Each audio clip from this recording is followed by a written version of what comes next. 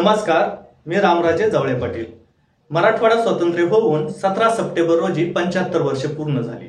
त्या निमित्ताने मराठवाड्यात निजामशाहीच्या काळात काय परिस्थिती होती, त्या हुकुमशाही विरोधात जो लढा उभारला तो कसा होता आणि अखेर 17 सप्टेंबर 1948 रोजी मराठवाडा निजामशाहीच्या जोखडातून कसा मुक्त झाला ते आज आपण जाणून घेऊ। 15 ऑगस्ट 1947 रोजी भारत स्वतंत्र झाला, पण त्यावेळी संपूर्ण देश विविध संस्थानांमध्ये विखुरलेला होता। त्यावेळच्या 565 पैकी 562 संस्थानांनी स्वतंत्र भारतात समाविष्ट होण्याची संमती दिली। मात्र हैदराबाद संस्थान, जम्मू आणि काश्मीर आणि जुनागड संस्थान ही 3 संस्थाने स्वतंत्र भारतात समाविष्ट झाली नव्हती। हैदराबाद संस्थानावर निजाम मीर उस्मान अली खान याचे राज्य होते। हैदराबाद संस्थानावर तब्बल 6 पिढ्यापासून निजाम वंशाचे राज्य होते। निजामाच्या राज्यातून मुक्त होऊन भारतीय संघराज्यात समाविष्ट होण्यासाठी स्वामी रामानंद तीर्थ यांच्या नेतृत्वाखाली संपूर्ण हैदराबाद संस्थानात मुक्तीसंग्राम चालू झाला होता।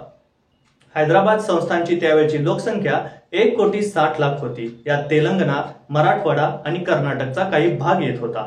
मुक्तीसंग्राम सुरू झाल्यावर निजामाचा सेनापती कासिम रजवी यांनी मजलिस-ए-इत्तिहादुल मुस्लिमीन या संघटनेच्या माध्यमातून रजाकार नावाने मुस्लिम स्वयंसेवकांची भरती केली आणि त्यांच्या सहाय्याने जनतेवर अमर्याद अत्याचार चालू केले।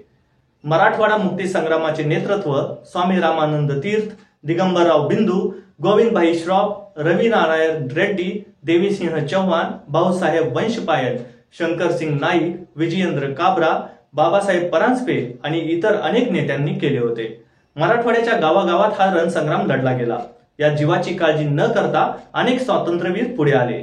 मराठवाड्यात निजामाच्या पंतप्रधानास थांबवण्यासाठी पूल उडवून देणारे काशीनाथ कुलकर्णी, मुक्तीसंग्राम लढ्यातील स्वयंसेवकांना शस्त्र पुरवणारे उस्मानाबाद जिल्ह्यातील भूमचे गणपतराव क्षीरसागर, मराठवाड्याची राणी लक्ष्मीबाई म्हणून विख्यात झालेल्या बदनापूर तालुक्यातील धोपटेश्वर गावच्या दगडाबाई शेळके, रोहिल्यांना जेरीस आणणारे बीडचे विठ्ठलराव काटकर, बर्दापूर पोलीस ठाणे उडवून देणारे लातूरचे हरिश्चंद्रजी जाधव, नळदुर्ग सर करणारे उस्मानाबाद जिल्ह्यातील होटी गावचे जनार्दन होर्टीकर गुरुजी, तसेच परभणीत रजाकारांना हुसकावून लावणारे सूर्यभान पवार, विनायकराव चारठाणकर, विश्वनाथराव कातनेश्वरकर, पालम तालुक्यातील गुळखंड गावचे सुपुत्र माथुरराव पोळ, पाथरी येथील देवरावजी नामदेवराव कांबळे, नांदेड येथील देवरावजी कवळे, जीवनराव बोधनकर आदींच्या रूपाने मराठवाड्याच्या कानाकोपऱ्यात स्वातंत्र्य संग्राम तेजस्वीपणे लढला गेला।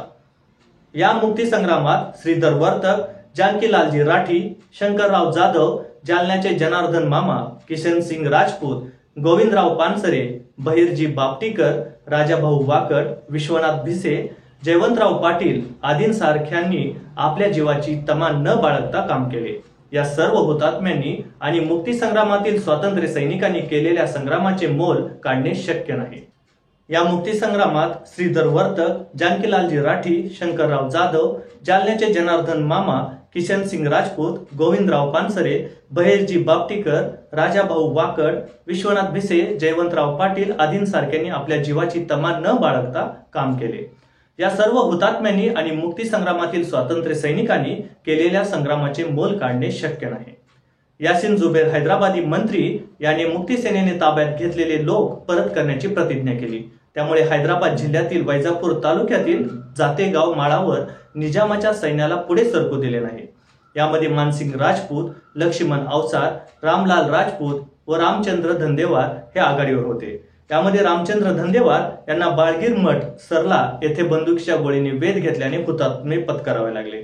त्यावेळी गोदामाईत दुथडी भरून वाहत होती। रामचंद्र यांना क्षीरसागर नावाच्या व्यक्तीने शहीदास आपल्या पाठीवर पेलून भर पावसामध्ये खड्डा केला आणि त्यांची विधी पूर्ण केली। निजाम शासनाचे हे अत्याचार एवढे अमर्याद होते की हैदराबाद मुक्ती संग्रामातील काँग्रेस कार्यकर्त्यांच्या शस्त्रे हाती घेऊ देण्याच्या विनंतीस स्वतः महात्मा गांधी यांनी सुद्धा संमती दिली। शेवटी भारताचे तत्कालीन गृहमंत्री सरदार वल्लभभाई पटेल यांनी निजाम शासनाच्या विरोधात पोलीस कार्यवाहीची घोषणा केली। 11 सप्टेंबर 1948 रोजी ऑपरेशन पोलो अंतर्गत मेजर जनरल जे.एन. चौधरीच्या नेतृत्वाखाली 5 दिशेने निजाम संस्थानावर कारवाई चालू झाली। मुख्य सैन्य सोलापूरकडून आत शिरले। पहाटे 4 वाजता ऑपरेशन सुरू झाल्यावर 2 तासात नळदुर्ग आणि संध्याकाळपर्यंत तुळजापूर, परभणी ते मणीगड, कनेरगाव, विजयवाड्याकडील बोनाकड ताब्यात घेतले. चाळीसगावकडून आलेल्या तुकडीने कन्नड, दौलताबाद तर बुलढाण्याकडच्या तुकडीने जालना शहर ताब्यात घेतले. दुसरीकडे वारंगळ, बिदर विमानतळावर भारतीय सैन्याने हल्ले केले. 15 सप्टेंबर रोजी औरंगाबाद सर करून सैन्य पुढे निघाले. भारतीय सैन्यापुढे रजाकार फार काळ टिकू शकले नाही. निजामी सैन्य माघार घ्यायला लागले आणि कासिम रजवीला अटक झाली. शेवटी 17 सप्टेंबर 1948 रोजी हैदराबादचे सैन्य प्रमुख जनरल अल इक्दिस यांनी शरणागती स्वीकारली आणि निजामाचा पराभव झाला. हैदराबाद संस्थान भारतात विलीन झाले आणि हैदराबाद संस्थानावर भारताचा तिरंगा फडकला. आपल्याला ही माहिती कशी वाटली कमेंट करून नक्की कळवा आणि हा व्हिडिओ आवडला असेल तर लाईक आणि शेअर करायला विसरू नका. अशाच नवनवीन व्हिडिओसाठी आपलं चॅनल सबस्क्राईब करायला विसरू नका. धन्यवाद.